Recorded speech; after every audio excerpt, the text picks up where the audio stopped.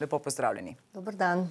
Torej, mednarodne primerjalne raziskave so pokazale, da je bralna pismenost slovenskih otrok že nekaj let podpovprečna, med nami pa je kar 42% nebralcev, to je tistih, ki v letu dni niso prebrali niti ene slovenske leposlovne knjige.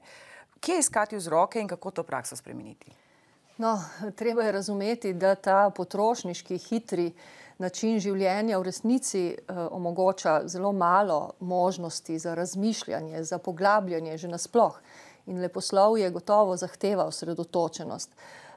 Svoje dodajo k temu še televizija in spletni mediji in tako pravzaprav še znižujejo to predstavno zmožnost mladih in zato je leposlovje mladim res velik zalogaj.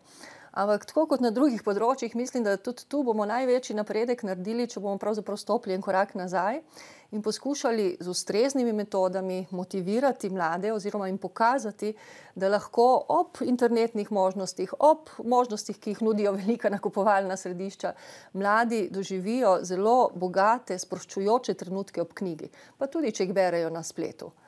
No, malo ste že omenili recimo splet in tudi recimo nove tehnologije, tudi uporaba pametnega telefona. Po eni strani se besedišče širi, po drugi strani recimo se pa jezik pači. Kako to ustaviti ali spremeniti? No, spremeniti tega ne bomo mogli v tem smislu, ker smo s temi novimi tehnologijami pravzaprav že globoko v eni novi industrijski revoluciji in se spreminja način razmišljanja, način življenja in način sporazumevanja. In mladi so se pravzaprav temu zelo hitro in učinkovito prilagodili. Vsako novo aplikacijo, vsako novo informacijsko tehnologijo ustvarijo nov način sporazumevanja. Na Facebooku tako, na Twitterju drugače in tako naprej.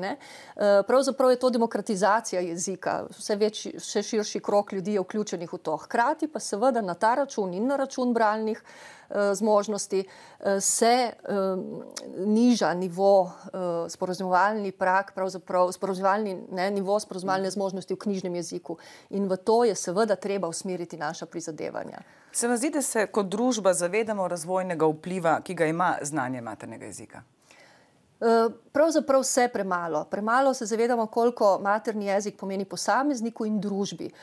Ena skupina deklic, 12-13 letnih, ni niti vedela, kaj pomeni materinščina. Se pravi, da ne znamo povedati mladim, koliko kulture je vkodirane v neki jezik, koliko smo lahko suvereni in samozavestni ljudje, posamezniki, če smo tudi samozavestni in suvereni govorci.